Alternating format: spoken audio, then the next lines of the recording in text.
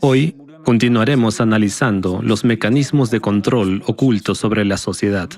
Mi objetivo es advertirles a cada uno de ustedes que vea este video sobre los métodos ocultos de manipulación, ayudarles a identificarlos y recuperar el pensamiento crítico. Hoy quisiera detenerme más detalladamente en un personaje, en esa única persona en el mundo que ha llevado el oscuro arte de la manipulación a la perfección. En videos anteriores ya he hablado mucho sobre la amenaza aterradora que se cierne sobre la sociedad moderna, la amenaza de la resurgente ideología del nazismo. No se trata de una agresión directa ni de la exhibición de las características externas del nazismo, sino de su esencia misma y de un mecanismo más sofisticado de su manifestación, la manipulación oculta para implantar en la conciencia social ideas de superioridad sobre los demás y fomentar el odio hacia otros grupos de personas. Estas ideas destructivas están descomponiendo hoy las democracias desde dentro, desestabilizando países y conduciendo a la supresión de los derechos y libertades humanas. El resurgimiento y la propagación de estas ideas nazis destructivas provienen hoy de Rusia, más concretamente de una persona en particular, el iniciador que ha dedicado toda su vida a esta causa. A lo largo de la historia de la humanidad, podemos contar con los dedos a aquellas personas capaces de cambiar el mapa geopolítico del mundo mediante el poder de la palabra, el carisma, la manipulación oculta, sin revelar nunca su influencia en la situación. Son esos cardenales grises que escriben la historia entre líneas, tirando de los hilos invisibles de los procesos mundiales.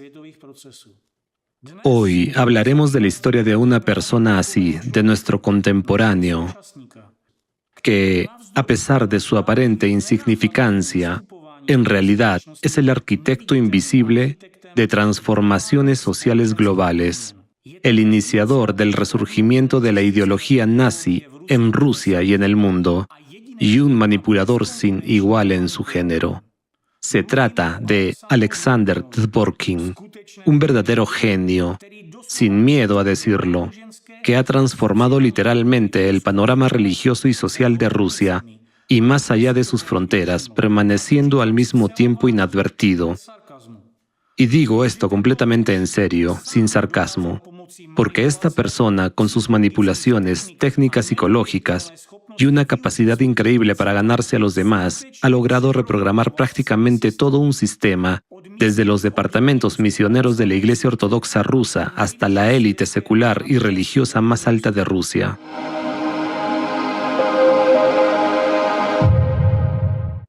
¿Quién es Alexander Dworkin? Aquellos que han visto mis videos anteriores probablemente conozcan información general sobre él. Para quienes se unen por primera vez, aquí va una breve introducción. Alexander Leonidovich Dworkin es, a primera vista, un religioso, historiador y cazador de sectas, ortodoxo, que a principios de los años 90 introdujo el término secta totalitaria y comenzó a etiquetar con él a todas las organizaciones que no eran del agrado de la Iglesia Ortodoxa. Con ello, empezó a construir una nueva matriz de pensamiento religioso para el espacio postsoviético. Antes de los años 90, Dworkin vivió 15 años en Estados Unidos y, al regresar, fundó el Centro de Estudios de Religiones y Sectas, en nombre de San Ireneo de León, que en esencia se convirtió en un centro de fabricación de calumnias y provocación de conflictos interreligiosos. También ayudó a abrir centros similares en toda Rusia y en los países de la ex Unión Soviética, que posteriormente unificó bajo RASIRS, Asociación Rusa de Estudios de Religiones y Sectas, convirtiéndola en una plataforma para un trabajo sistemático en la desestabilización del panorama religioso de estos países. Dworkin trabaja activamente con organizaciones que representan al movimiento anticulto en Europa, China y América. Muchos hechos apuntan a que él coordina tácitamente esta actividad internacional, promoviendo narrativas destructivas mediante sus numerosas conexiones. La red bajo su control, compuesta por los llamados expertos anticulto y periodistas que respaldan estas narrativas, no es más que una estructura que, bajo el pretexto de proteger a la sociedad de las sectas, se dedica a reprimir el pensamiento disidente, incitar al odio y desestabilizar países desde dentro. Su arsenal incluye una retórica pública cargada de manipulaciones sutiles en el espacio informativo y una metodología específica que tiene raíces en los métodos de represión nazi contra grupos indeseables, métodos que Dworkin ha dominado a la perfección. Volveremos a este tema más adelante. En el marco de su meticulosa metodología, Dworkin publica libros, aparece como experto en los medios, en periódicos, en la radio, en televisión y con blogueros en Internet. Da discursos por todo el país, organiza conferencias y utiliza una amplia gama de herramientas para promover su narrativa sobre la importancia de una lucha despiadada contra los heterodoxos, los indeseables y los extranjeros. La descripción que acabo de dar es, más o menos, un ejemplo clásico de cómo lo describen aquellos que, con cierta imparcialidad, observan el aspecto visible de lo que hace. Sin embargo, detrás de esta aparentemente ordinaria, aunque inusualmente intensa actividad pública, se oculta un mecanismo de influencia mucho más complejo, una personalidad y un ingenio de Dworkin de una amplitud mucho mayor, así como objetivos de una escala significativamente mayor. Es precisamente en este fenómeno de su oscura genialidad donde queremos centrarnos hoy. Una genialidad que ha sido la causa del sufrimiento de millones de personas durante los últimos 30 años de su intensa actividad y que podría llevar a consecuencias trágicas de enorme magnitud. Es importante entender que el grado de influencia de Dworkin ha tenido y sigue teniendo sobre la estrategia geopolítica actual de Rusia y el vector ideológico de la Iglesia Ortodoxa rusa es enorme. Por ello, veamos cómo logró Dworkin, siendo solo una persona, transformar la Iglesia Ortodoxa rusa, una organización fundada en el amor y la misericordia, en un instrumento de confrontación total. ¿Qué métodos utilizó para deconstruir los principios cristianos básicos de tolerancia y sustituirlos por una retórica de guerra perpetua y superioridad? ¿Cómo ha transformado metódicamente a la Iglesia Ortodoxa rusa de un espacio de unión espiritual en un campo de enfrentamiento permanente,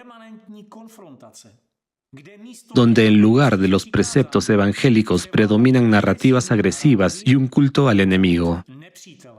Y cómo, a través de un sistema de evaluaciones de expertos, apariciones públicas y manipulaciones psicológicas,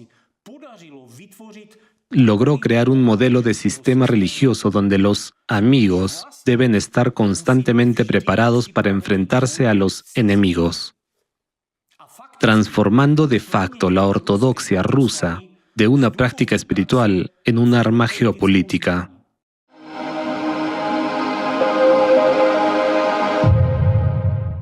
Comencemos con el primer hecho inquietante en la biografía de Alexander Dworkin, que salta a la vista de inmediato.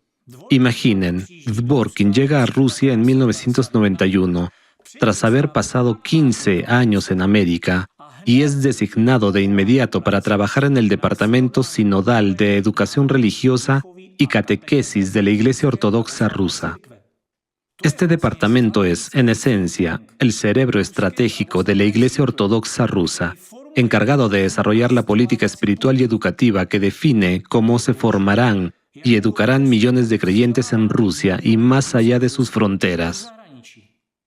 Son estas personas las que elaboran los programas de formación para sacerdotes y crean metodologías de catequesis, educación religiosa, que de hecho programan el desarrollo espiritual e ideológico de generaciones enteras de cristianos ortodoxos, influyendo en su visión del mundo, sus valores y su comprensión de la fe ortodoxa.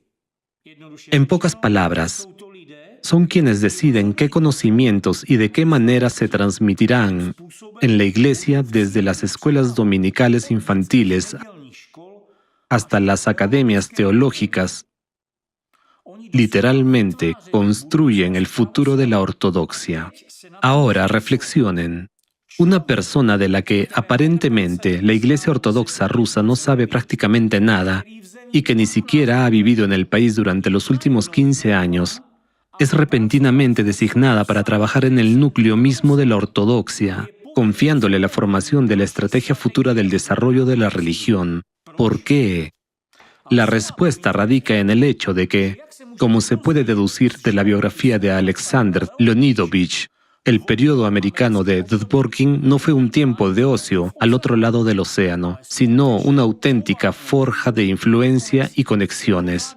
Como un joven investigador ambicioso, con una inclinación desde temprano por el conocimiento, la literatura y los textos, capaz de devorar libros y recordar perfectamente su contenido, Dworkin comenzó a formarse y a absorber conocimientos de los reconocidos teólogos ortodoxos, Alexander Schmemann y John Meyendorff. Fueron durante muchos años sus profesores y mentores en la Academia de San Vladimiro, en Nueva York.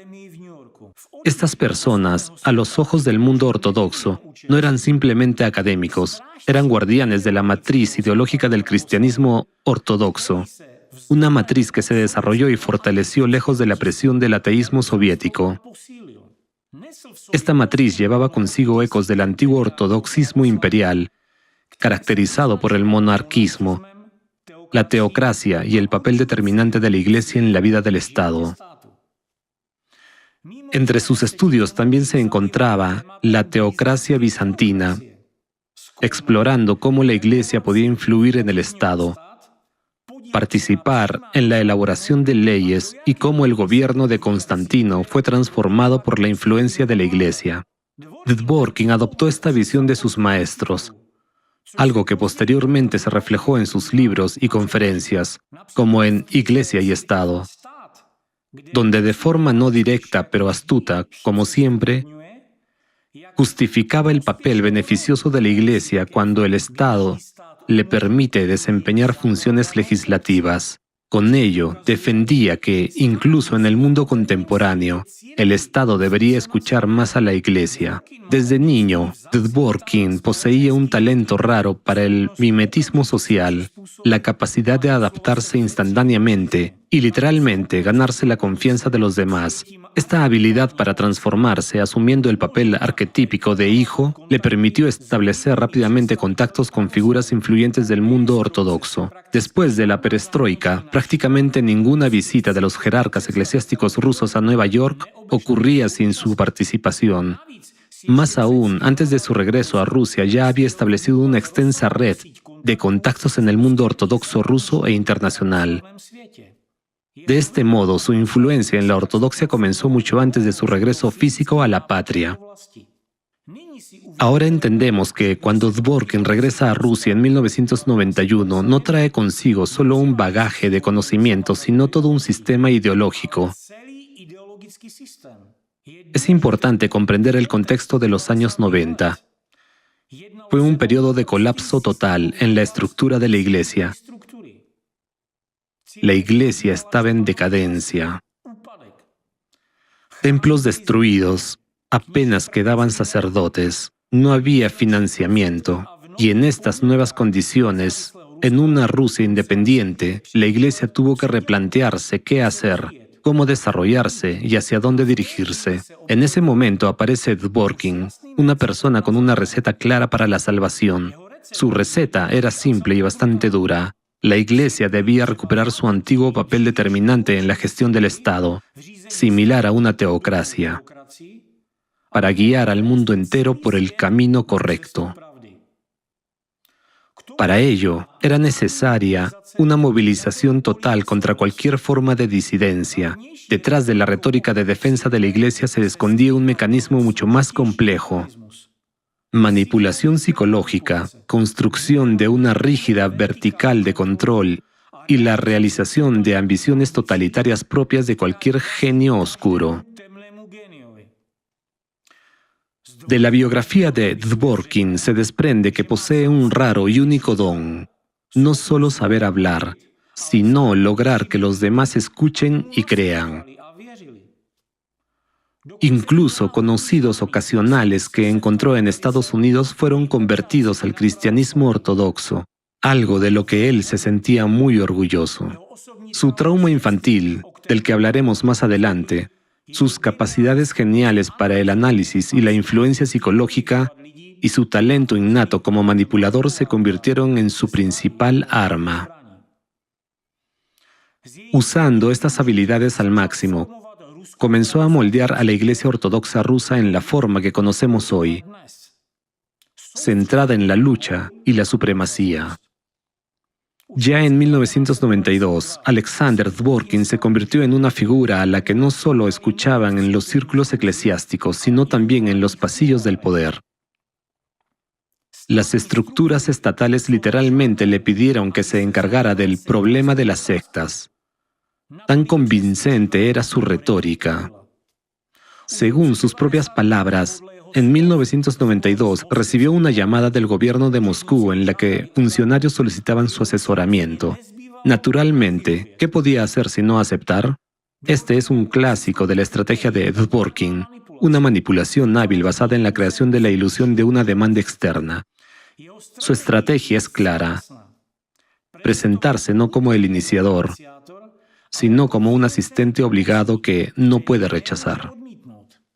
La esencia de esta manipulación radica en imponer discretamente su agenda, creando la apariencia de que las decisiones no se toman por su iniciativa, sino como una medida necesaria. Expresiones como «me llamaron», «me pidieron ayuda», ¿qué otra opción tenía?, se convierten en herramientas clave de su influencia.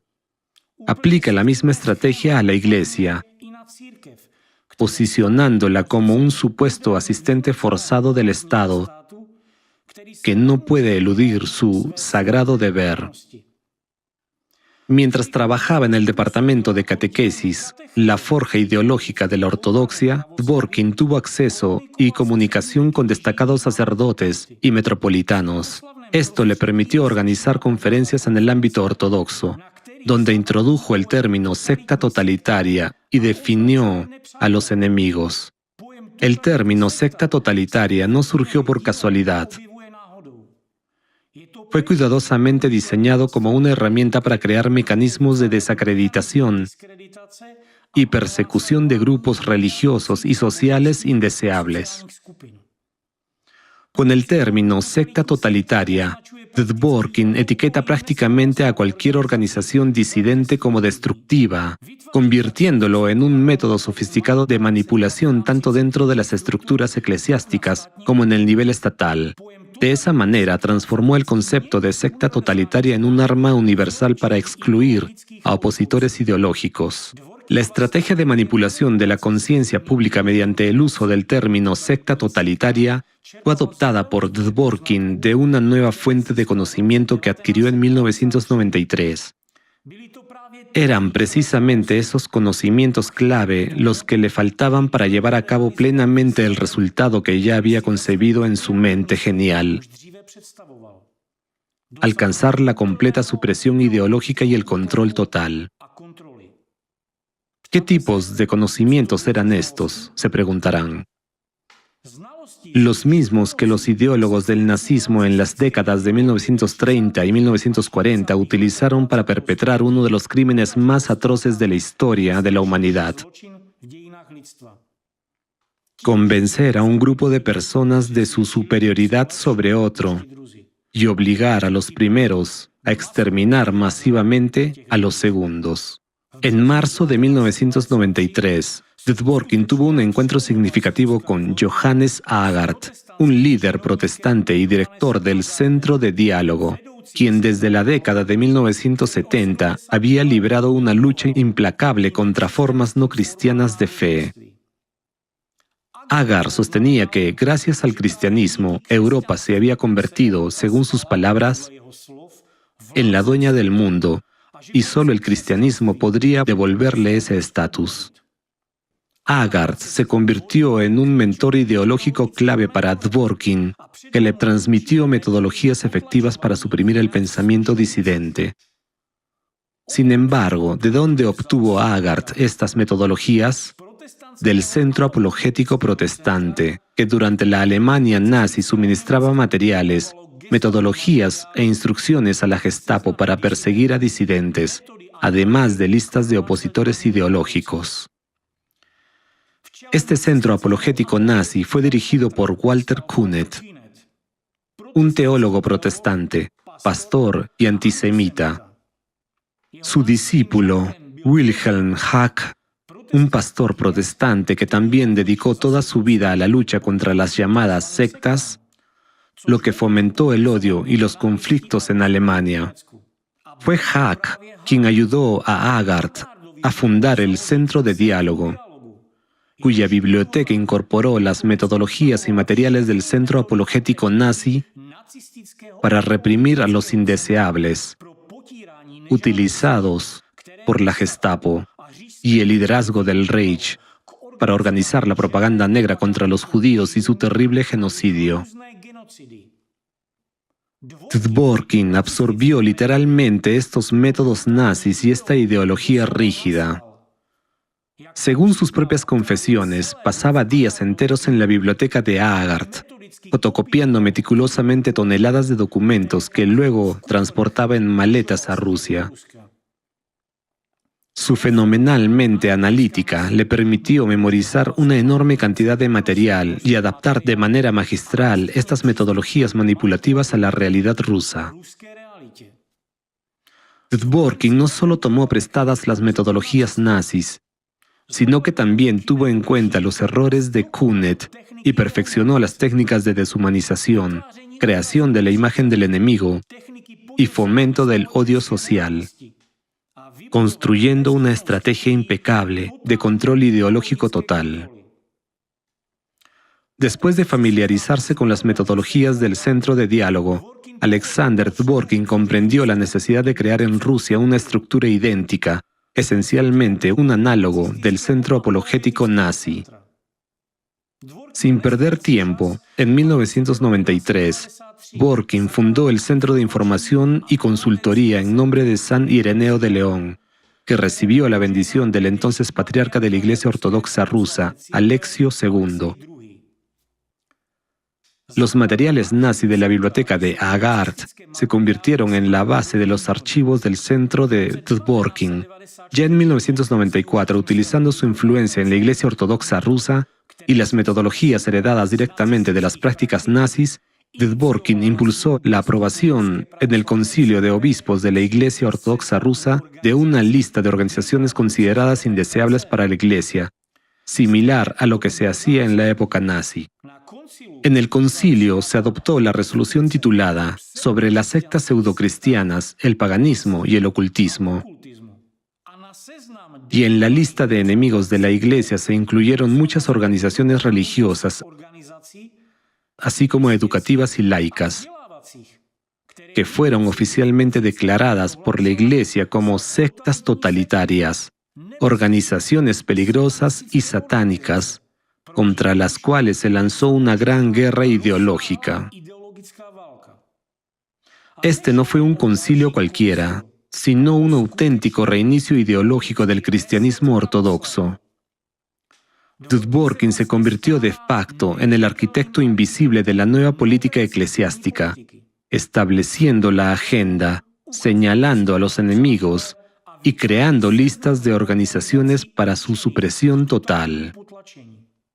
Estas listas, elaboradas por Dworkin, se construyeron de una manera muy específica. En ellas se incluían deliberadamente organizaciones diametralmente opuestas. Por un lado, cultos destructivos documentados cuya actividad resultaba en muertes violentas.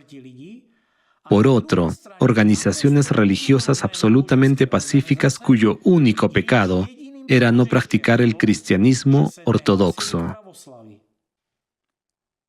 Este método de mezclar deliberadamente fenómenos incompatibles, culpables e inocentes bajo una misma categoría es una técnica manipulativa clásica que permite responder a cualquier crítica de inmediato.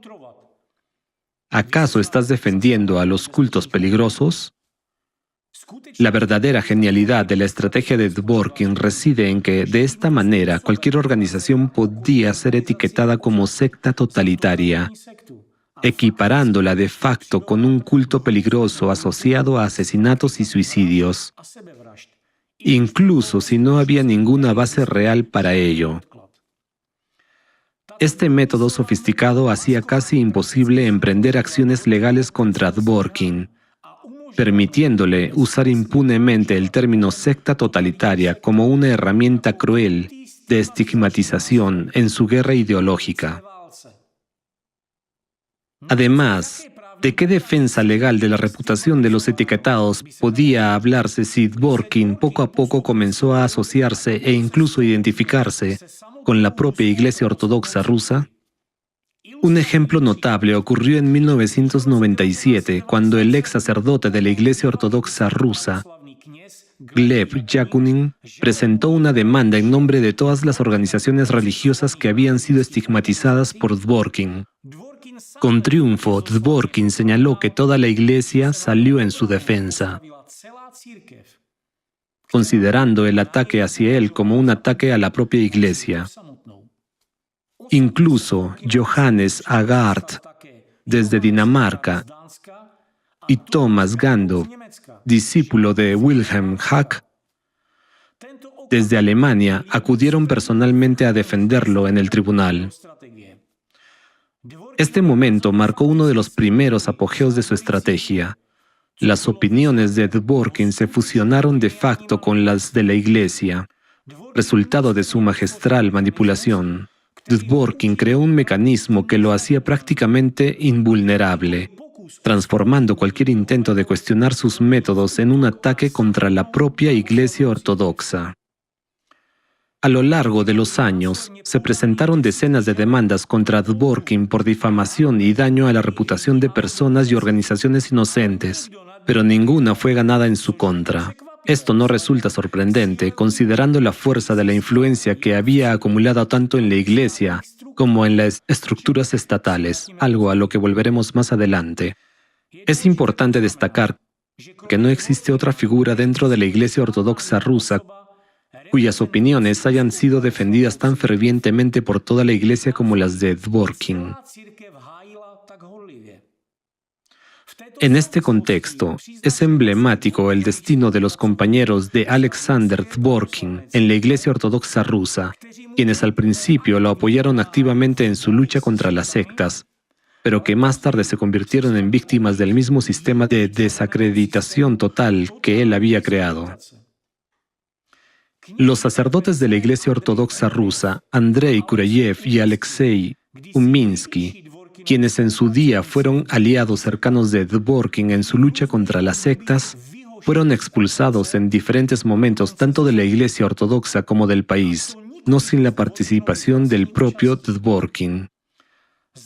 Misteriosamente, aquellos que estaban cerca de él solían convertirse en parias, mientras Dworkin mostraba una completa falta de empatía hacia ellos, una característica que a menudo se asocia a los genios. Sobre Uminsky, Dworkin declaró fríamente: «Para mí, él ya no existe». Kureyev más tarde expresó con amargura que alguna vez había admirado a Dworkin observando cómo adoptaba metodologías de pastores protestantes, para luego lamentar que, bajo la influencia de esta ideología, la Iglesia Ortodoxa rusa se estaba transformando en esa misma secta totalitaria. De esta manera, Dworkin creaba condiciones en las que parecía natural que la Iglesia Ortodoxa rusa eliminara sistemáticamente a las personas que no le eran favorables, sin que nadie sospechara de su papel en ello. La paradoja es que estos antiguos compañeros, como Kureyev y Uminsky, al darse cuenta de la verdadera crueldad del camino que había tomado la Iglesia Ortodoxa rusa, comenzaban a hablar abiertamente sobre ello, convirtiéndose inmediatamente en objetivos de ataque. Probablemente esto también se debía a que eran quienes empezaron a discernir los verdaderos motivos detrás de las acciones de Dworkin y sus consecuencias para la Iglesia y el país. lo que convirtió en motivo para deshacerse de ellos. El mecanismo estaba bien afinado. Mediante manipulaciones, intrigas y juegos tras bastidores, estas personas eran sistemáticamente expulsadas, tanto del país como de los círculos religiosos de la Iglesia Ortodoxa rusa. La técnica de destrucción de reputaciones fue perfeccionada, una estrecha colaboración inicial seguida de un completo borrado. Una estrategia cínica pero extremadamente efectiva de control total. Para Dworkin no era la primera vez que borraba a personas de su vida, incluso a las más cercanas. En su autobiografía, él mismo mencionaba que nunca se había apegado a nadie, que no soportaba los colectivos y siempre había sido un individualista. Como verdadero genio, sus metas y ambiciones están por encima de todo. Dworkin demuestra una habilidad única para construir relaciones de tal manera que generaba una confianza y respeto ilimitados hacia él, independientemente del rango de su interlocutor. No solo entraba en un círculo social, sino que se convertía en una parte indispensable de éste, transformando silenciosamente, pero de manera constante, el sistema desde dentro. Utilizando metodologías manipulativas, lograba que incluso los miembros más altos de la jerarquía eclesiástica lo admiraran. Los métodos de manipulación nazis que aprendió a fondo de Agarth le permiten literalmente reprogramar las mentes de los jerarcas de la Iglesia. Regularmente organizaba conferencias y mantenía largas conversaciones con clérigos, reuniones con líderes de diócesis y metropolitanos, logrando que toda una generación de líderes eclesiásticos hablara con sus propias palabras. Figuras influyentes de la Iglesia Ortodoxa rusa adoptaron la retórica combativa de Dworkin, entre ellos el protodiácono Dmitri Smirnov, presidente del Departamento Sinodal del Patriarcado de Moscú para la cooperación con las Fuerzas Armadas y las instituciones de aplicación de la ley, el obispo de la Iglesia Ortodoxa rusa, el patriarca Alexio II, y el actual patriarca Kirill. Todos ellos adoptaron activamente la retórica destructiva de Dworkin y la popularizaron en sus cargos. Un ejemplo revelador del grado de influencia manipuladora de Alexander Dworkin es el caso en el que el sacerdote Dmitri Smirnov, en una emisión de un canal de televisión ruso, llamó personalmente a los cristianos ortodoxos a destruir las sectas con tal furia que la tierra ardiera bajo sus pies. Piénselo. Dworkin logró insertar en los pensamientos y palabras de un sacerdote ortodoxo un llamado directo al odio y a la aniquilación de quienes piensan diferente. ¿Qué poder de influencia sin precedentes posee este hombre? Lo más significativo es que Dmitri Smirnov en ese momento ocupaba un cargo relacionado con la interacción de la Iglesia con las Fuerzas Armadas y las instituciones de seguridad. Personas que deberían proteger a la sociedad se convirtieron, bajo la influencia de Dworkin, en portadores de una ideología agresiva. Él logró transformar la retórica espiritual en una herramienta de agresión total y destrucción. ¿Cómo se le ocurrió esto a Dworkin? En realidad, no necesitó inventar nada nuevo. Simplemente adaptó los mecanismos que funcionaron en la Alemania nazi al contexto actual. Lo mismo ocurrió entonces, cuando, bajo el pretexto de objetivos espirituales, los nazis destruían, devastaban y asesinaban a lo que, según ellos, era una nación peligrosa para el mundo. El resultado fue la muerte de millones de personas y una herida imborrable en el cuerpo de la humanidad. Lo mismo está haciendo hoy Dworkin, solo que lo hace a través de la Iglesia Ortodoxa rusa. Entre sus múltiples actividades, organizaba regularmente conferencias ortodoxas dedicadas a las sectas totalitarias, en las que reunía, además de representantes ortodoxos, a empleados de la FSB, otras agencias de seguridad y del ámbito educativo. Cada una de estas reuniones concluía con la adopción de resoluciones que incluían listas oficiales de organizaciones peligrosas de las cuales se recomendaba distanciarse.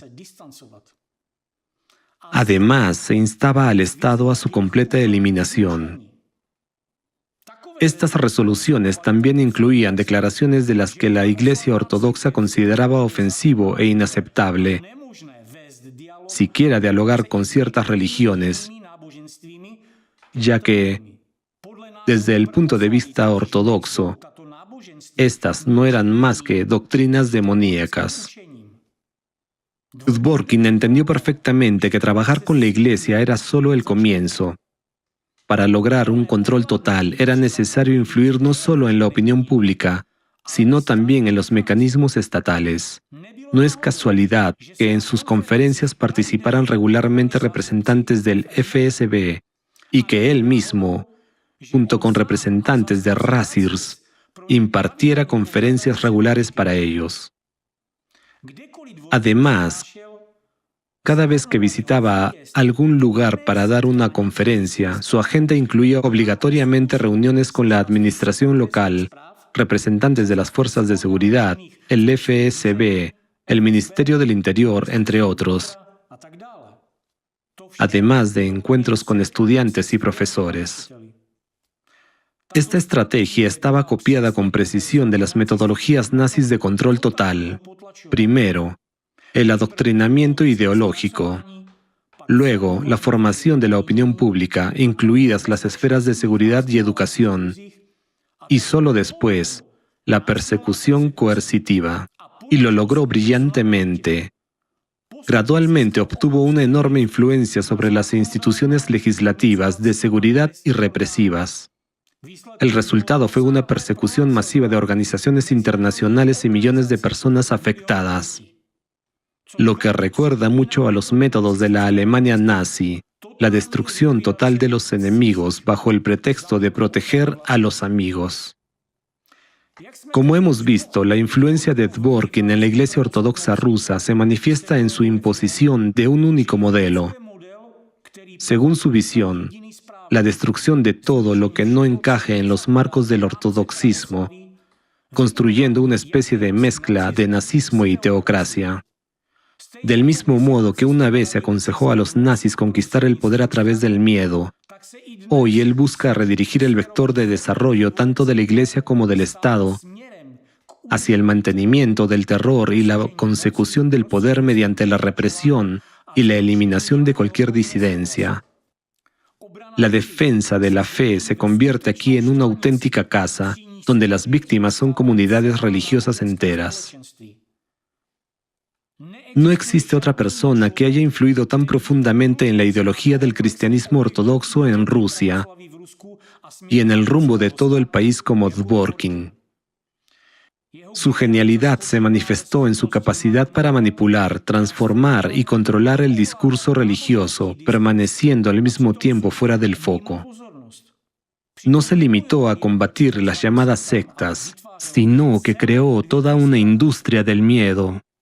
Su tecnología estaba diseñada con precisión. Encontrar al enemigo, desacreditarlo, aislarlo y destruirlo. En el sistema de la Iglesia Ortodoxa rusa, Dworkin estableció prácticamente sus propias reglas, convirtiendo la retórica eclesiástica en una retransmisión de sus directrices ideológicas. La Iglesia Ortodoxa rusa se convirtió en una herramienta obediente de su estrategia, replicando literalmente sus conceptos. El trabajo incansable de Dworkin es un capítulo aparte, su dedicación casi sobrehumana lo caracteriza. Por ejemplo, según el sitio oficial de Irenei.ru, solo en 1996, Alexander Dworkin participó en 14 conferencias sobre cultos totalitarios. Publicó unos 60 artículos sobre el tema y concedió al menos 30 entrevistas. En poco más de 10 años desde su regreso a Rusia, a principios de la década de 2000, Dworkin escribió 12 libros y unos 600 artículos, muchos de los cuales fueron traducidos a otros idiomas, un total de 16 idiomas. Concedió alrededor de 1000 entrevistas, realizó cerca de 250 viajes para dar conferencias en Rusia y el extranjero.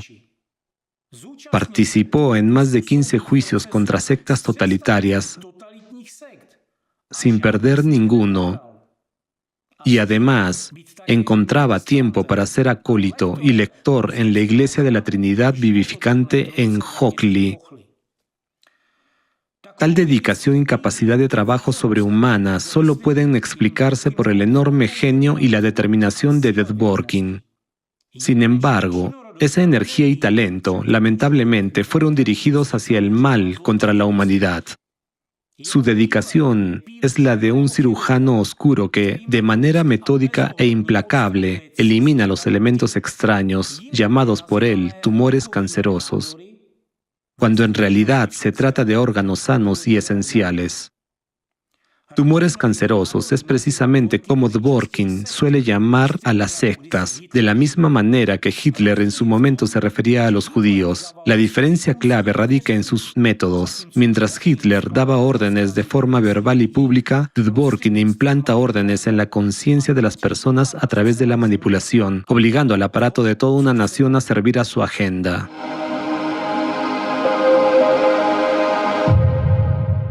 Al hablar de la influencia de Alexander Dworkin en la legislación rusa, es necesario recordar de nuevo el año 1997, cuando se ganó el caso histórico contra Yakunin, quien representaba a organizaciones que Dworkin había difamado.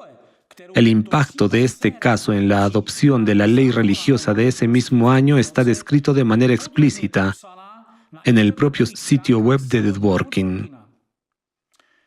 Es difícil sobreestimar la importancia de esta victoria, ya que fue lograda en vísperas de la adopción de la nueva ley federal sobre la libertad de conciencia y las asociaciones religiosas. Este acto normativo contenía una serie de disposiciones que restringían la actividad de los cultos surgidos durante la época de la perestroika, y Occidente hizo todo lo posible para que la ley no fuera aprobada. Pero la derrota de los defensores de las sectas, sin duda, impulsó a los diputados a votar por la ley y al presidente del país a firmarla, aunque no de inmediato. Tal como se señala más adelante en el mismo sitio web irenei.ru, el liderazgo de la Iglesia Ortodoxa rusa valoró enormemente la creciente actividad de Alexander Dworkin y su centro. Durante un informe presentado en la reunión anual de la diócesis de Moscú el 23 de diciembre de 1998, el patriarca de Moscú y de toda Rusia, Alexio II, destacó: es gratificante observar que durante la preparación de la nueva ley sobre la libertad de conciencia y las asociaciones religiosas y después de su adopción, se intensificó el trabajo antisectario en nuestra Iglesia. Se comenzaron a realizar más conferencias sobre este tema tan relevante y un mayor número de parroquias y decanatos invitaron a especialistas ortodoxos a dar ponencias y proporcionar la información necesaria al clero y a los laicos activos de nuestra Iglesia. También es un buen signo que los órganos de administración local, así como las unidades militares y otras instituciones estatales y educativas, comenzaron a invitar con más frecuencia a especialistas ortodoxos en temas relacionados con el sectarismo. En este proceso, cabe destacar especialmente el papel del Centro de Información y Consultoría del Santo Mártir Ireneo, obispo de León. De este modo, vemos que en 1997, la ley que restringía la libertad religiosa ya fue adoptada bajo la influencia de Dworkin. De hecho, cada ley posterior relacionada con restricciones a la libertad de expresión, de religión o con la lucha contra el extremismo también fue influenciada directa o indirectamente por Dworkin. Entre las leyes adoptadas bajo su influencia se encuentran la Ley Federal de 2002 sobre la lucha contra la actividad extremista, los actos legislativos de 2016 relacionados con medidas adicionales contra el terrorismo y la seguridad pública,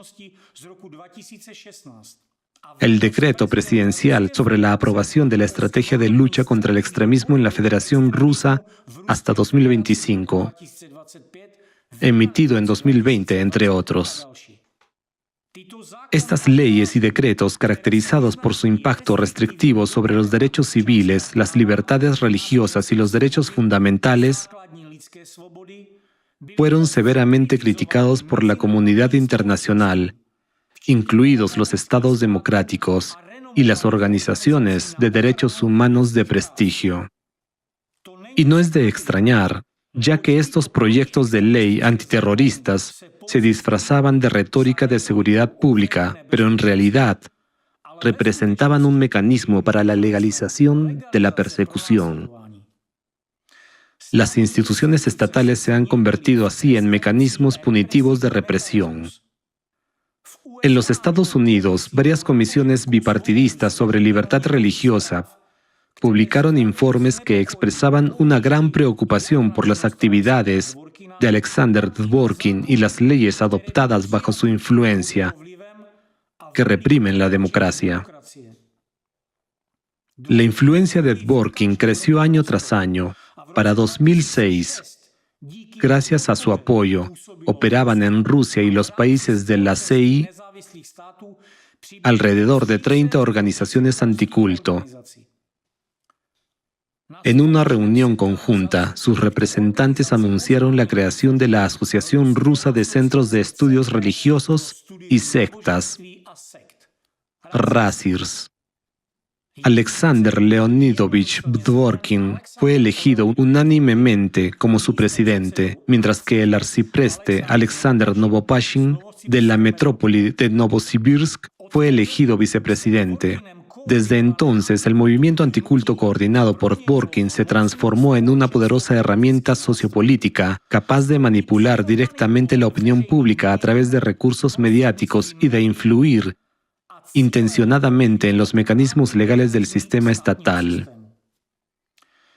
El siguiente paso en la influencia sistemática de Dworkin fue la máquina estatal.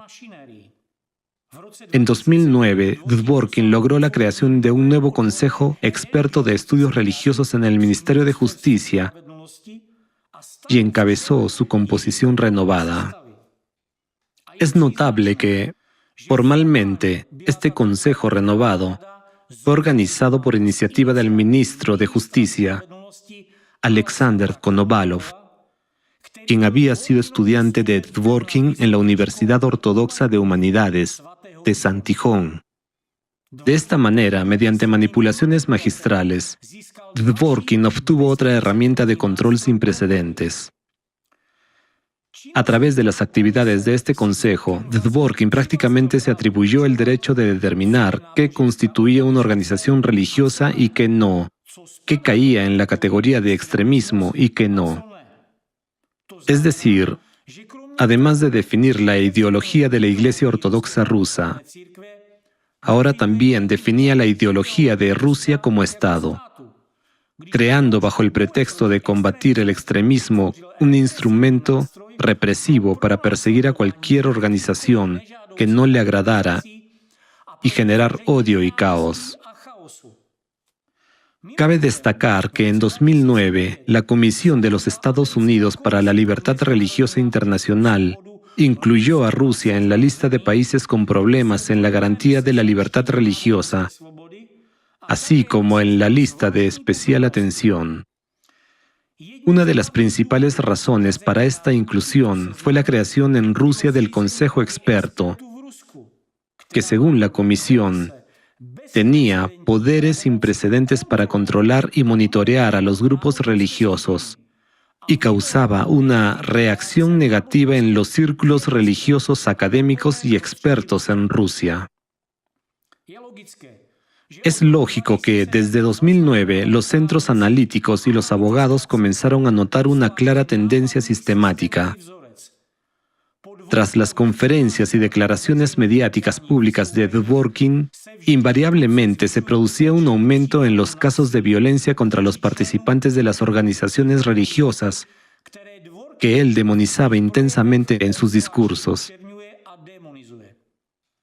No se trataba de incidentes aislados sino de casos regulares en los que personas pertenecientes a diversas corrientes religiosas eran atacadas, acosadas e incluso brutalmente asesinadas.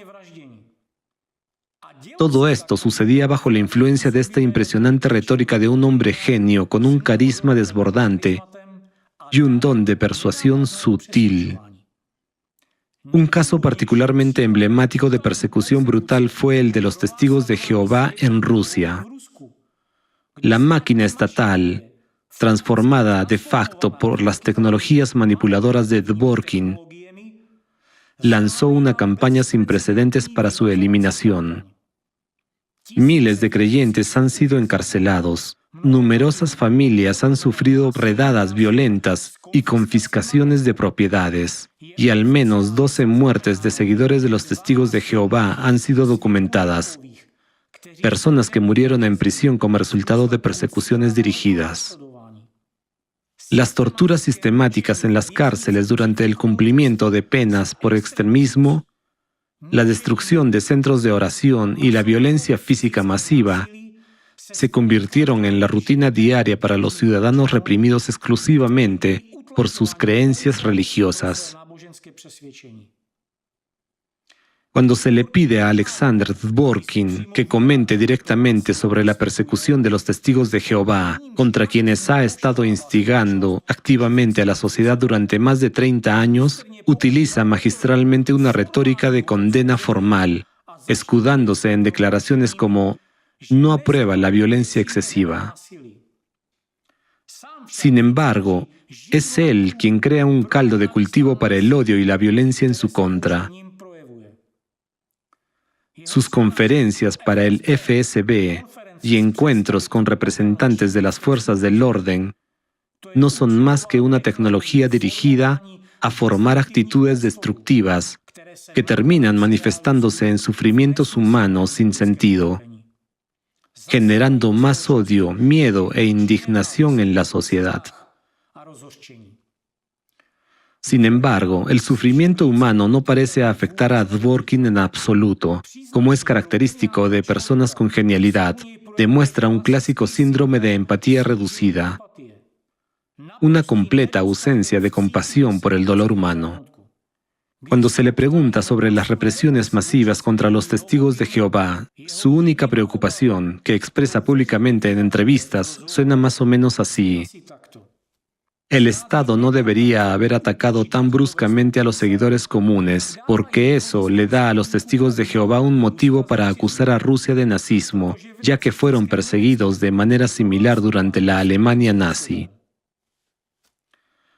La reacción de Dworkin ante la brutal persecución de los testigos de Jehová es reveladora. No le preocupan las torturas, las familias destrozadas, los niños privados de sus padres debido a sus acciones, ni las vidas rotas. A él no le preocupa el destino de personas concretas, sino únicamente que esto sea percibido e interpretado como nazismo.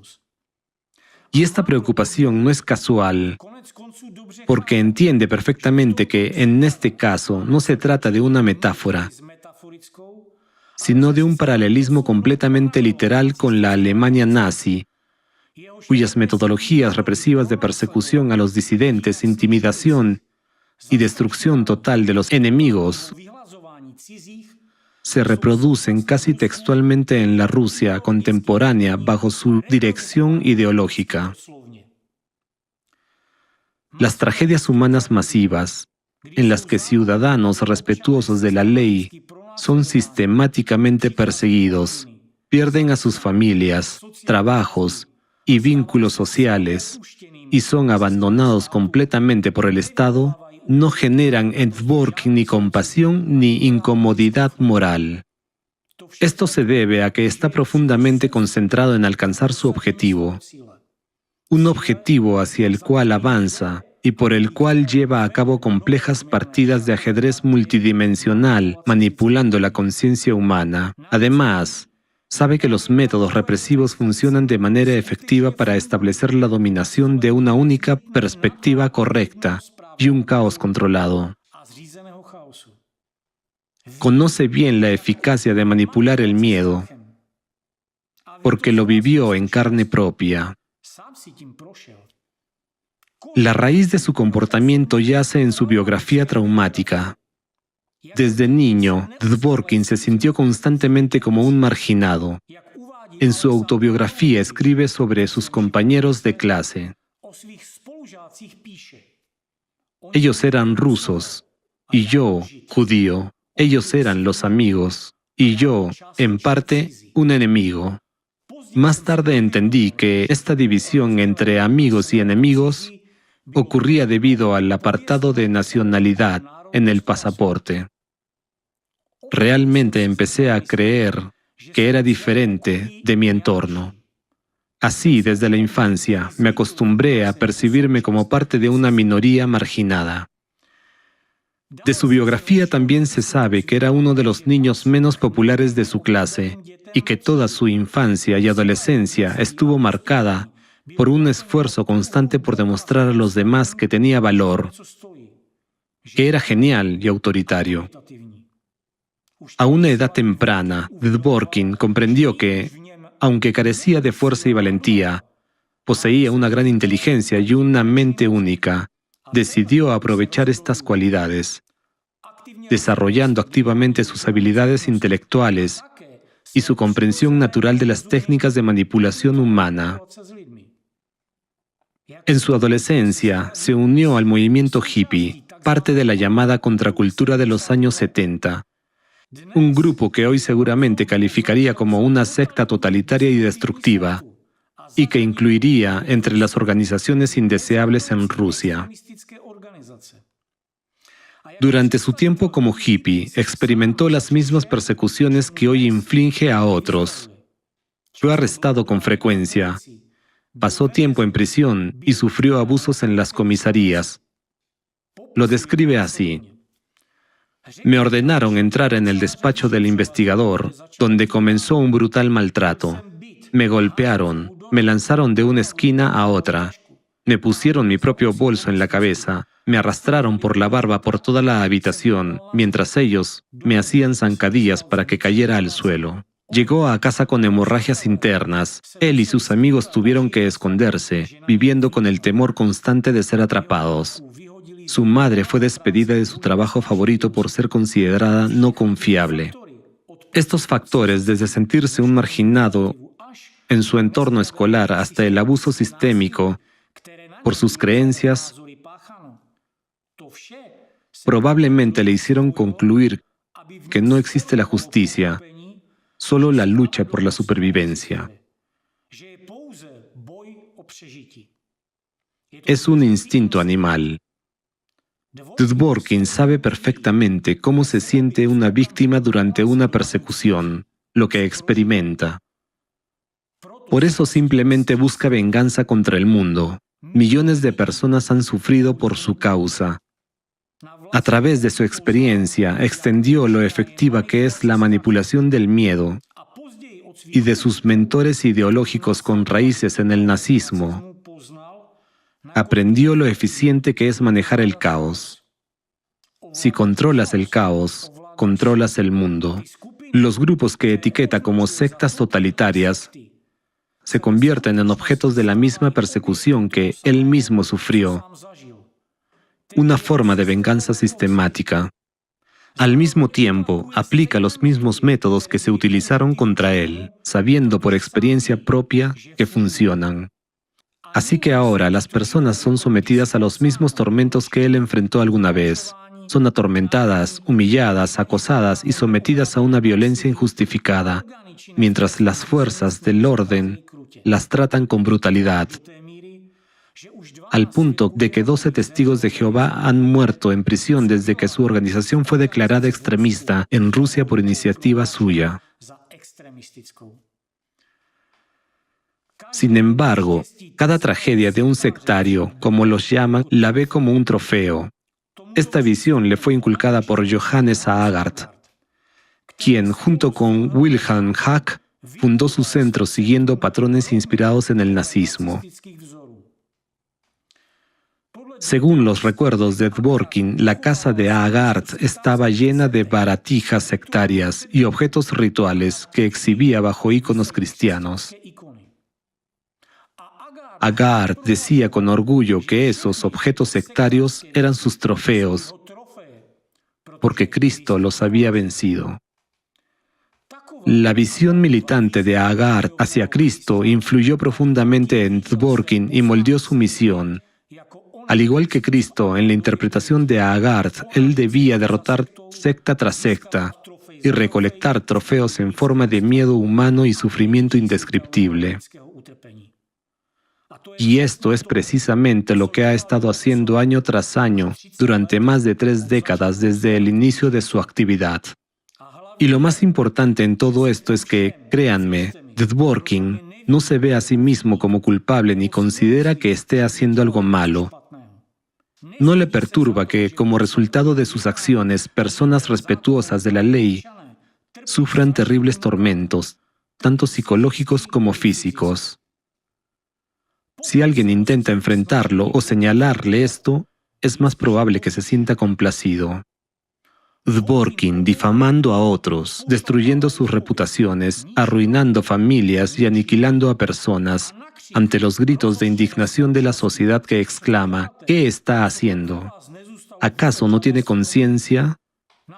Ante el llanto de niños cuyos padres han sido encarcelados por acusaciones fabricadas por él y su equipo, dejándolos huérfanos. Ante las condenas del Congreso de los Estados Unidos y del Tribunal Europeo por la cantidad de violencia que sigue a sus conferencias y discursos, Dworkin simplemente se ríe. Se regocija ante todo eso, como un auténtico genio del mal, y lo percibe como un premio. Cada vez su voz se hace más fuerte, señalando a organizaciones pacíficas como sectas totalitarias y emitiendo sentencias que condenan a millones de personas. La capacidad de causar sufrimientos sin remordimientos puede estar relacionada con ciertas características psicológicas de Dworkin. Se sabe que tiene diagnósticos psiquiátricos específicos, algo que también es común en los genios. Al mismo tiempo, lo que le permite interactuar con otras personas es lo que en psicología se llamaría mimetismo. Tiene la habilidad de ser exactamente como necesita ser en cada momento. Al estar cerca de cualquier persona, analiza al instante qué emociones debe mostrar, aunque él mismo no las sienta. Su brillante mente analítica constantemente calcula y planea cada paso.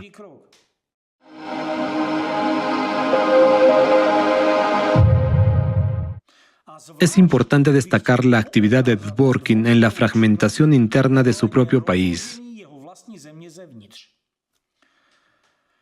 Hoy en día, continúa designando sistemáticamente nuevos objetivos para la Iglesia Ortodoxa rusa, promoviendo con insistencia la idea de que la Iglesia necesita un enemigo constante para sobrevivir. Actualmente, cada vez más sacerdotes ortodoxos son etiquetados como sectarios, y la Iglesia sigue librando la guerra iniciada por Dworkin. La situación ha llegado al punto de que aquellos que tenían sensatez y amor por Cristo se han alejado. Los demás callan obligados, como la sociedad alemana durante el auge del nazismo. Sus acciones contra el Islam son particularmente cínicas. En conferencias, ponencias académicas y círculos científicos, Dworkin denigra sistemáticamente al profeta, insinuando que el Islam ni siquiera es una religión.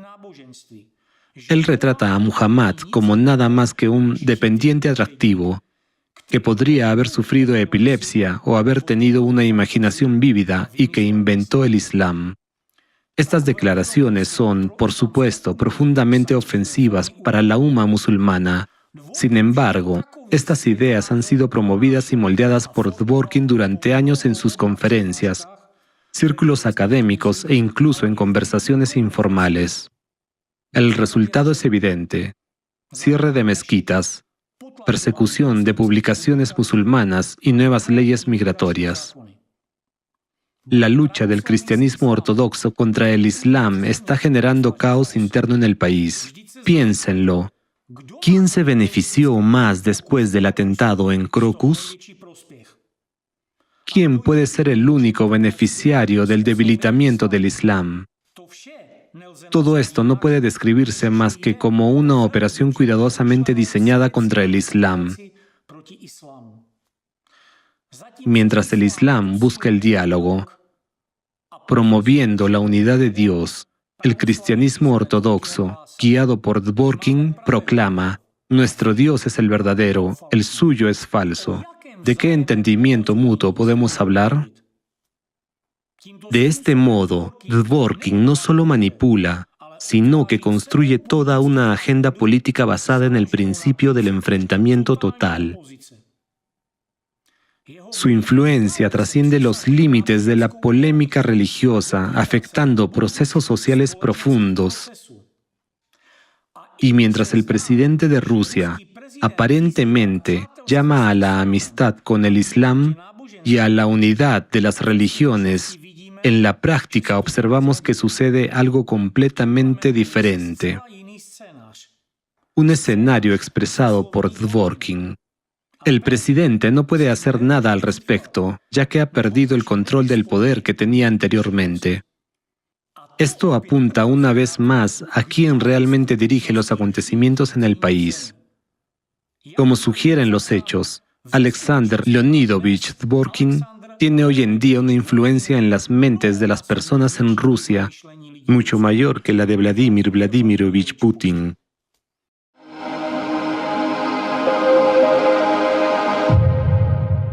Además, no hemos hablado aún de la actividad internacional de Alexander Dworkin, que también es colosal. Durante los años que pasó en Estados Unidos, logró establecer una vasta red de contactos tanto en el mundo ortodoxo como en el ámbito secular. Su habilidad para construir relaciones iba mucho más allá de un simple conocimiento. Dworkin creó deliberadamente una red de contactos que se convertiría en una herramienta para alcanzar sus objetivos profesionales y personales. Cabe destacar que no se limitó a una comunicación básica, sino que participó activamente a niveles gubernamentales oficiales, dirigiéndose directamente al Senado y al Congreso de los Estados Unidos sobre diversos temas. En su percepción, no existían barreras ni límites. Ya involucrado en el entorno anticulto a partir de 1993, realizó una importante reestructuración y reorganización en este ámbito. Dworkin es un ejemplo clásico de manipulador informativo a escala internacional. Con su fluido manejo del inglés, llevó a cabo una operación única de consolidación de comunidades anticulto, que anteriormente operaban de manera dispersa e incluso a veces en oposición entre sí. Su posición como vicepresidente en varias organizaciones anticulto europeas como FECRIS y el Centro de Diálogo no fue casual. Estas organizaciones apenas interactuaban entre sí antes de su llegada y a menudo se oponían mutuamente. Sin embargo, Dworkin los unió hábilmente bajo su influencia. Su enfoque individual se basa en un uso extremadamente pragmático de personas y organizaciones. Cada contacto, cada interacción estaba subordinado a un único objetivo, cuyo contenido era conocido únicamente por él. Él asistía regularmente a conferencias anticulto en diferentes países, encontrando allí ejecutores leales de sus órdenes. Entre ellos Tomás Gandou, Luigi Corbaglia, Alexandre Stein y muchos otros. Posteriormente, gracias a estas personas, la retórica promovida por Dworkin se infiltró en Alemania, Italia, Estados Unidos, Reino Unido y otros países europeos, apareciendo en medios impresos y televisivos. Fue precisamente por sus esfuerzos que en países como Alemania y Francia se endurecieron las medidas contra las llamadas sectas. Su hábil manipulación forzó a los estados a reprimir a sus propios ciudadanos. Dworkin desarrolló un modelo sostenible de manipulación de la comunidad periodística. Su objetivo estaba lejos de ser neutral. Mediante el control de los flujos de información, trabajó sistemáticamente para suprimir libertades y derechos humanos, fomentando un ambiente de odio y caos en diversos países. La influencia de la red de Dworkin no se limitó a Europa y a Estados Unidos. También logró insertar sus narrativas manipuladoras en China. Probablemente conozcan las persecuciones contra el movimiento religioso Falun Dafa. Numerosos informes disponibles públicamente señalan que, desde principios de los años 2000, los practicantes de Falun Dafa comenzaron a sufrir una práctica atroz: la extracción forzada de órganos. Aquí surge una pregunta muy simple pero crucial. ¿De dónde surgió esta idea tan monstruosa? Es una coincidencia que en 2001, a una conferencia anticulto organizada por Dworkin, asistiera un representante de China que estudiaba movimientos religiosos. Las conferencias siempre implican interacciones tras bastidores, el intercambio de materiales e ideas. ¿De qué hablaron? ¿Qué documentos intercambiaron? ¿Qué ideas compartió Dworkin con el representante chino? Por supuesto, nunca nos lo dirán, pero los hechos son contundentes. Los materiales de los informes disponibles muestran claramente que, a principios de los años 2000, comenzó un aumento significativo de la violencia contra Falun Gong en China. Y en ese mismo periodo, se observa un aumento en la disponibilidad de órganos humanos para trasplantes en el país. De esta manera, Dworkin incluso influyó en China comunista, obligando al gobierno y a las fuerzas de seguridad a ir contra su propio pueblo, persiguiendo sectas peligrosas, y mediante el terror y el miedo, consolidando su poder. Dworkin ha creado magistralmente una plataforma internacional de deshumanización. Logró dirigir el movimiento anticulto europeo hacia la justificación de las prácticas represivas chinas, unificando así toda la red anticulto y sus ramas en una gran máquina destinada a propagar odio, violencia, conflictos y caos. Un caos controlado por él.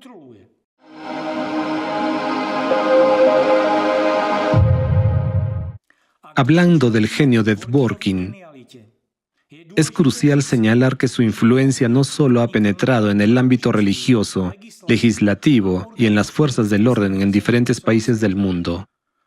Desde hace tiempo, no le resulta difícil implantar sus ideas en los senadores de la Duma rusa, quienes, al desarrollar la legislación antisectas, lo llaman como experto para que los ayude. Al fin y al cabo, la idea misma de esta legislación antisectas ha sido promovida por Dworkin y sus cómplices durante más de 30 años, por lo que no sorprende que ahora esté alcanzando su implementación. Pero incluso estos asuntos legislativos son triviales para su nivel de ingenio. Dworkin ha logrado hacer que los representantes de liderazgo del país, incluido el presidente, hablen con sus palabras. En sus entrevistas y conferencias, Dworkin ha comparado repetidamente a las sectas con Satanás, subrayando que la proliferación de estas sectas provienen de América, del Occidente. Sus repetidas afirmaciones trazaban una narrativa clara. Las sectas totalitarias son un engendro del satánico Occidente. Es revelador cómo la retórica de Dworkin se ha integrado en el discurso estatal. En 2012, Putin declaró que las sectas totalitarias crecen como hongos y representan una amenaza evidente para la sociedad. Una amenaza que debe abordarse mediante mecanismos legales tanto a nivel local como federal. En 2013, en el foro de Valdai, Putin afirmó que en Occidente se niegan los fundamentos morales y cualquier identidad tradicional, nacional, cultural, religiosa o incluso jurídica. Se lleva a cabo una política que equipara a una familia numerosa con una pareja del mismo sexo y la fe en Dios con la fe en Satanás. Las narrativas destructivas originalmente formuladas por Dworkin se han convertido gradualmente en la retórica dominante de las autoridades rusas y del clero, creciendo como una bola de nieve y transformándose de construcciones ideológicas en propaganda abiertamente agresiva de un nazismo encubierto. Esta retórica alcanzó su culminación más aterradora con el estallido de una guerra a gran escala contra Ucrania, donde la influencia de Dvorkin en la toma de decisiones política clave no fue meramente nominal, sino considerablemente significativa. Las semillas del caos sembradas por Dvorkin comenzaron a dar frutos, desatando una guerra que ha llevado el sufrimiento y la sangre de millones de personas. Todo esto es obra de un solo genio del mal, un hombre discreto que simplemente implantaba las ideas correctas en las personas adecuadas en el momento preciso, de manera sistemática, constante e incesante. Esta guerra era necesaria para él. Sin guerras no habría persecuciones. Sin persecuciones no habría miedo. Y sin miedo nadie se defendería y por lo tanto nadie obedecería. Todo es muy simple. Todo su poder e influencia se sustentan en el miedo, que él manipula con maestría. Esto es la base del nazismo. El nazismo en tiempos de paz no es nazismo, porque el nazismo siempre implica guerras de conquista, opresión y supremacía de unos sobre otros. Siendo una de las mentes más brillantes del planeta, Dvorkin entendió y asimiló esto a la perfección. Empezó a crear una guerra donde nadie la esperaba.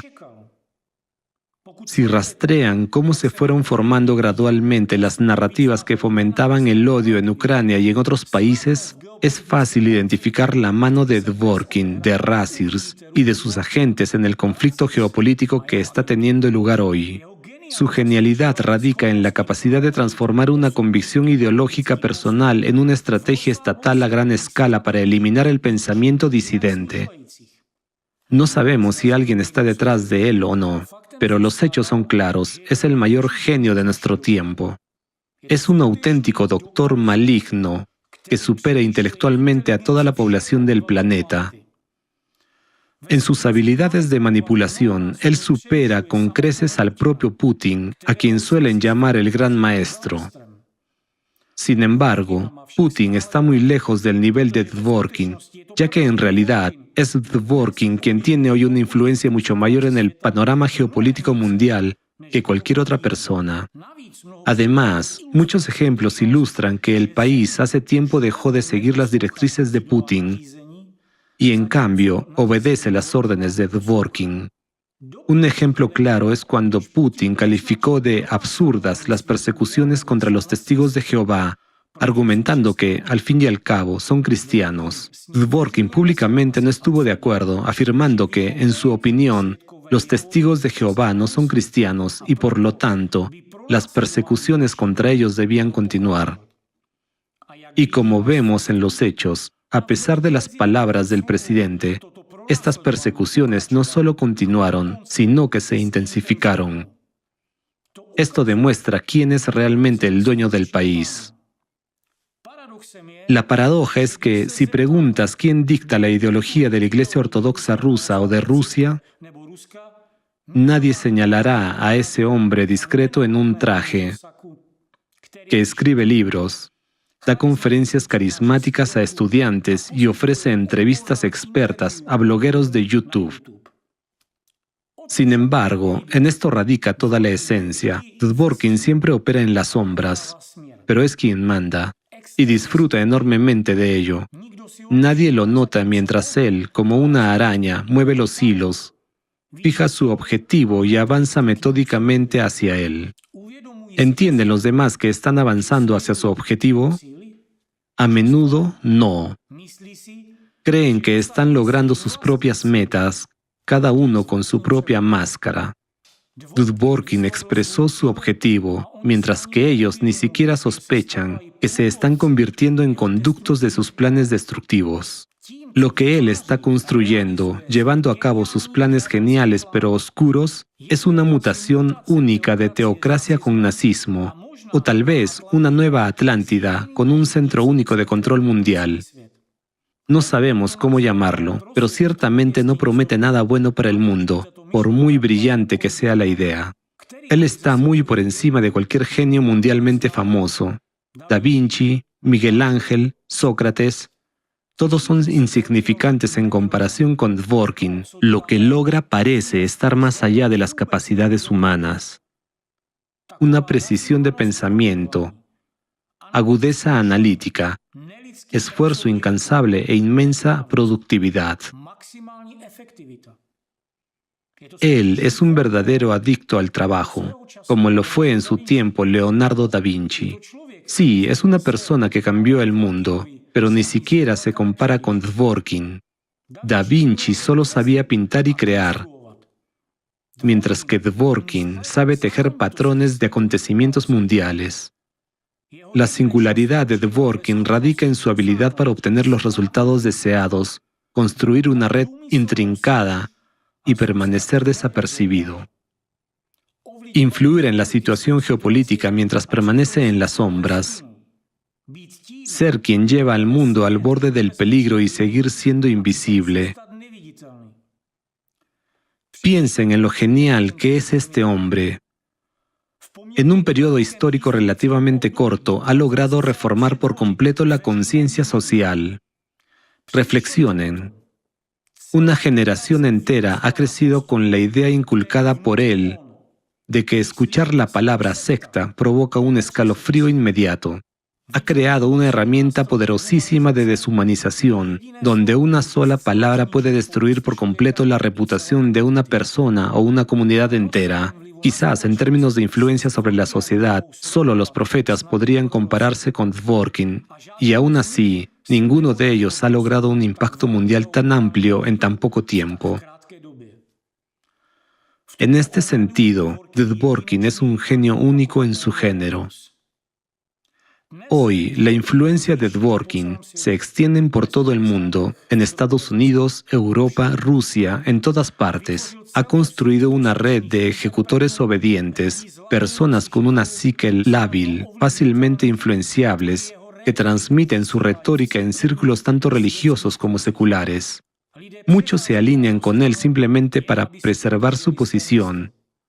Y aunque es de Rusia, no debe pensarse que es prorruso. Tiene sus propios objetivos, que persigue metódicamente, utilizando a sus agentes y adaptando su retórica según sea necesario. Tomemos, por ejemplo, la narrativa difamatoria que él construyó para la propaganda contra Alatra. Donde le conviene, la organización es etiquetada como prorrusa, y donde le conviene lo contrario, como pro-estadounidense, todo según el manual de Dworkin.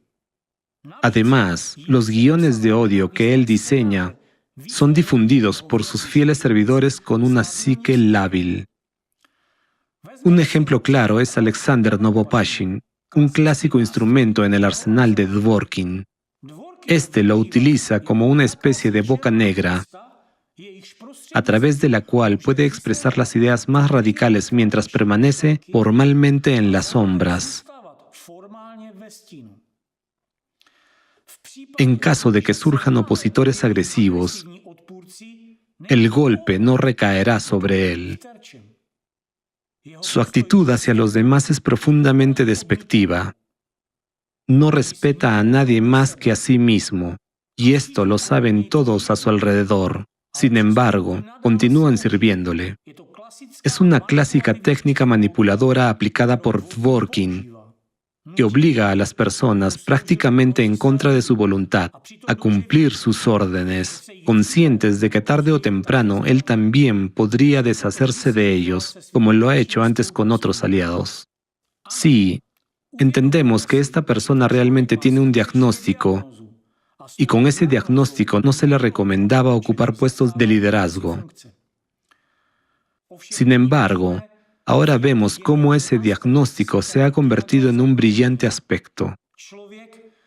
Es un hombre que no ve límites, que no distingue entre lo permitido y lo prohibido, y que avanza con determinación hacia su objetivo. cometiendo errores, levantándose y alcanzándolo una y otra vez. Ese es Alexander Dworkin. Sea bueno o malo, en este caso malo, es el mayor genio. Muchos consideraron a Hitler como el genio maligno de su tiempo, pero el verdadero genio entonces no era Hitler, sino Walter Künneth. Un genio que, mediante métodos de manipulación cuyo archivo se encontraba en su centro apologético, diseñó y dirigió la estrategia ideológica de Hitler, mientras logró salir impune. Si no fuera por Künneth, el Partido Nacional Socialista de Hitler habría quedado como una de las muchas facciones radicales de la Alemania de la época. Sin embargo, las metodologías de Künneth permitieron a Hitler ascender al poder y, de hecho, llevaron a la creación del nazismo. Estos métodos consistían en alcanzar el poder a través del miedo, la humillación y la opresión. Al mismo tiempo, Künneth logró ocultar de manera magistral la mayor parte de su participación en este proceso y crear en la comunidad internacional la impresión de que no tenía nada que ver con el asunto, siendo solo un teólogo que estudiaba cuestiones religiosas.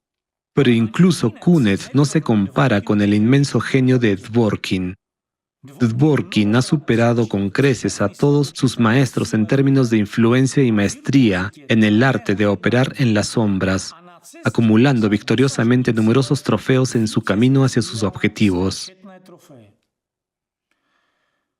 Dworkin es la prueba viva de que una persona decidida, con un objetivo claro, puede cambiar el mundo. Gracias a sus esfuerzos, el nazismo no solo resurgió, sino que evolucionó significativamente y se propagó de manera encubierta por todo el mundo. El nazismo es la dominación de una nación sobre todas las demás, pero fue Dworkin quien creó un nazismo multinacional, que se expande intensamente por todo el mundo y ya influye en la geopolítica internacional. El hecho que confirma la inmensa genialidad de Dworkin es que logró resucitar el nazismo no en cualquier lugar, sino precisamente en Rusia, el país que más sufrió por el nazismo. Y precisamente desde ahí comenzó a tejer su red nazi nuevamente, a la vista de todos, pero de una manera tan sutil que nadie lo notó a él. Y esto en el corazón mismo de Rusia. ¿Y dónde específicamente? Dentro de la Iglesia, dentro del cristianismo ortodoxo, algo que se consideraba imposible, pero él lo hizo. Es necesario reconocer su genialidad. Sí, es un doctor maligno, pero es el mayor genio de la humanidad. La prueba indiscutible de esto es que, a lo largo de toda la historia, nadie ha logrado poner de rodillas a Rusia, ni Napoleón, ni Hitler, pero Dworkin lo consiguió. Puso de rodillas no solo a Rusia, sino también a su Iglesia ortodoxa, y lo hizo de una manera que nadie se dio cuenta. Solo piensen en la enorme influencia que tiene Dworkin. Nadie tiene tal influencia. Ni un país, ni un presidente. Dworkin es un auténtico lobo entre ovejas. Un estratega completamente frío y calculador. Incluso Putin, para él, no es más que otra oveja. La estrategia de Dworkin es profundamente cínica. Establecer una única religión correcta y un único líder es solo posible a través de la desestabilización global de otros países. La lógica es simple: crear caos en otros países para que se vean obligados a recurrir al único país estable, portador de los llamados valores tradicionales, pidiendo ayuda y orientación. Si el caos no surge por sí solo, es necesario crearlo. La red internacional de Dworkin es un sistema altamente organizado de agentes de influencia, personas insertadas en estructuras de poder, cuerpos de seguridad y servicios ejecutivos, representantes del movimiento anticulto, granjas de bots compuestas por jóvenes y periodistas que le permiten controlar la conciencia de las masas. Toda esta extensa y coordinada red trabaja hacia su objetivo global: sembrar miedo, pánico y odio, generar conflictos, primero contra ciertos sectores de la población y luego contra políticos, impidiendo la formación de democracias estables. La red de agentes de Razirs influye en las elecciones de diferentes países y con su ayuda se posicionan políticos que encajan en la estrategia de Dworkin en diversas partes del mundo. Sus agentes en los medios de comunicación utilizan métodos de manipulación oculta proporcionados por el propio Dworkin. Esta es una mezcla de las técnicas más antiguas y avanzadas de manipulación de la conciencia, sobre las cuales ya he hablado en episodios anteriores. Los métodos de manipulación empleados por los agentes de Dworkin son extremadamente efectivos. Los resultados hablan por sí mismos. Primero aparecen artículos deshumanizadores contra las sectas, luego textos difamatorios contra políticos. La culminación es la aparición de lobos solitarios que llevan a cabo atentados contra figuras políticas que no son del agrado de Dworkin. Por ejemplo, los tiradores que atentaron contra Trump, Fico y Shinzo Abe. Todo está calculado con precisión. Se confirma fácilmente el uso de codificación de rompecabezas en los tiradores, así como la presencia de una psique lábil y trastorno bipolar en ellos. Sin embargo, reflexionen, ¿cómo es posible planificar y calcular todo esto? ¿Qué nivel de intelecto es necesario para lograrlo? Imaginen el alcance de la mente de Dworkin. Calcular simultáneamente decenas de escenarios, manipular procesos globales y aún así permanecer como el arquitecto invisible del caos. Es un verdadero genio geopolítico, cuyo potencial está enfocado exclusivamente en la destrucción. Hubo un rey, Salomón, que pasó a la historia por su sabiduría. De él aún se cuentan leyendas y es considerado un modelo de sensatez. Él es considerado uno de los mayores genios de todos los tiempos. Sin embargo, lo que ha logrado Dworkin, si omitimos el hecho de que los frutos de su trabajo están enraizados en el mal, no es menos notable y quizás incluso supere el legado del rey Salomón. Dworkin es un hombre algoritmo, el arquitecto más grande de todos los tiempos, que calcula sus partidas de ajedrez con decenas de movimientos de antelación. Imaginen, un simple historiador convertido en el principal titiritero de la realidad religiosa y política contemporánea. No solo da conferencias, sino que construye verdaderos cambios civilizatorios. Su singularidad radica en que puede ser quien quiera. Para un estudiante, un profesor carismático. Para un funcionario, un experto. Para un periodista, una fuente de información sensacional. Mientras tanto, él no siente ninguna emoción, solo frío cálculo. Dworkin ha creado un sistema de influencia impresionante. A través de conferencias, publicaciones en medios de comunicación y una amplia red de contactos personales, literalmente programa la opinión pública. Prácticamente cada persona que entra en contacto con él se convierte en su agente involuntario. Su tecnología principal es el caos controlado. Sembrar miedo, enfrentar a unos contra otros, crear una tensión tal que las personas por sí mismas deseen una mano fuerte, y entonces aparece el Salvador, portador de los valores tradicionales correctos, que en esencia no es más que nazismo. Religión, política, relaciones internacionales. Para él, todos son herramientas. Es capaz de destruir la reputación incluso de un santo, de provocar conflictos entre países con una sola palabra pronunciada en el momento adecuado. Y lo más aterrador es que lo hace de manera virtuosa, casi imperceptible. Personas como Dworkin nacen muy raramente. La magnitud de su influencia solo puede compararse con la de los grandes profetas. No estamos exagerando. Dejen a un lado sus ambiciones y prejuicios y observen sus resultados y logros objetivamente, sin calificar de bueno o malo.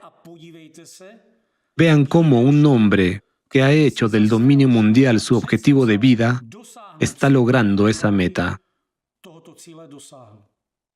En 1500 años no ha habido nadie igual en la Tierra.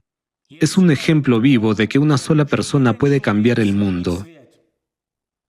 Y ahora todo indica que tiene todas las posibilidades de construir el mundo al que aspira. Dworkin no es simplemente un hombre, es un genio viviente de la ingeniería social y la manipulación global, capaz de rediseñar la realidad sin salir de la sombra de su oficina. Sí, es un genio, pero un genio enfocado en la destrucción. Es el auténtico doctor maligno. Después de todo, es él quien ahora ha llevado al mundo al borde de una guerra nuclear, y de él depende si eso sucederá o no.